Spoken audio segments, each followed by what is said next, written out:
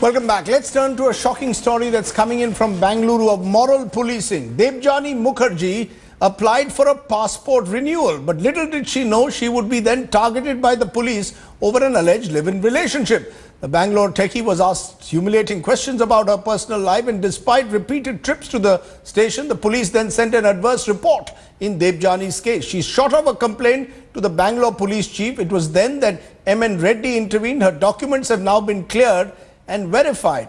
But take a look at the outrageous questions she was faced with. The first was, how was she living in with someone before marriage? Another was, why was she still using her husband's surname? These were just some of the questions that she was posed. Debjani Mukherjee now joins me at the moment. Debjani, appreciate your joining us. When you were asked those questions, how can you have a living in relationship? Why are you using your first husband's surname? What was your response to the police? So thanks Rajdeep for having me on this show. I just wanted to clarify a couple of things. The first one, the question was not related to using my current ex-husband's surname. The question was, why did I insist that I was living in here from March, whereas we got married in the month of October? So the question was, how can you live in with somebody and claim that you were living in the same house without being married to him? They did not raise any questions on the use of Mukherjee as a surname. That was raised at the passport office. So they are two disconnected issues. Now, answering your question, the first one, when the police asked me that question, I mean, the primary, of course, the reaction was disgust, frustration, and we were really upset about the fact that they were asking us about something that did not concern them in any way. We voiced our protest, both me and my husband did, and I mean they just didn't understand what we were saying, and they kept on talking in Kannada, which we don't really understand much. My husband does understand a bit of it, and we could make out that there was a lot of snide remarks being passed and speculation around how can people do such stuff and claim that they've been living in.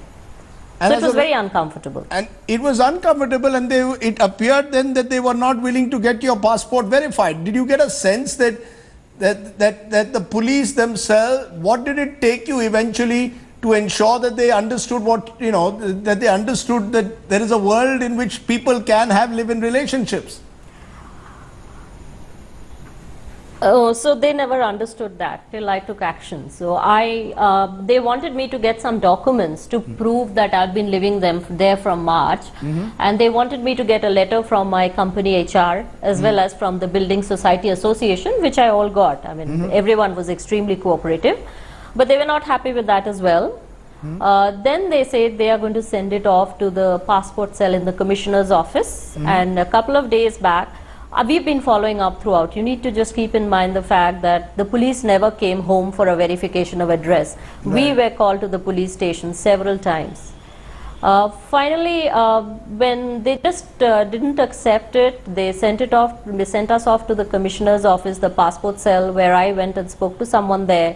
He spoke to them, asked them to file the report, which they did, and it was only later in the night through the SMS alert that we had set up that we got to know that there was an adverse report that's been filed. Now, I had no clue what that adverse report was. And as per the passport website, I only knew that it was under discussion in the passport office. I waited for a couple of weeks, and then last Friday I went back. Sure. Yes. Go ahead. Last Friday I went back. Yes. Sure. Last Friday I went back. Last Friday, that's on May 8th. I went back to the regional passport office here in Bangalore, and I inquired if they could tell me what the issue is.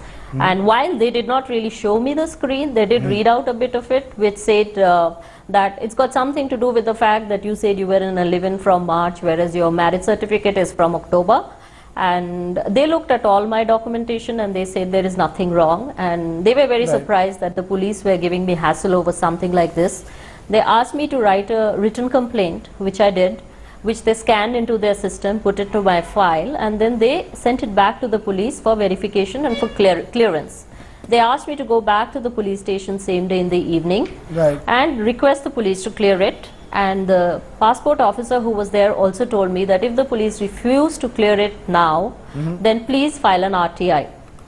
So you've gone through a real ordeal. But I would say, I think by You've gone through a real ordeal which reveals I think what is wrong, what is terribly wrong and retrograde about the way policing at times is done. Yesterday we saw a more violent display of that here in the national capital. Today you are telling us something which reveals a kind of an old world mindset that exists in the Bengaluru police. I'm afraid I've run out of time, but I appreciate your joining us and that you've filed this complaint and you've taken this on and gone public with it. Hopefully no one else will have to go through what you've gone through. Thanks very much, Ms. Mukherjee, for joining us here on the News Today at 9.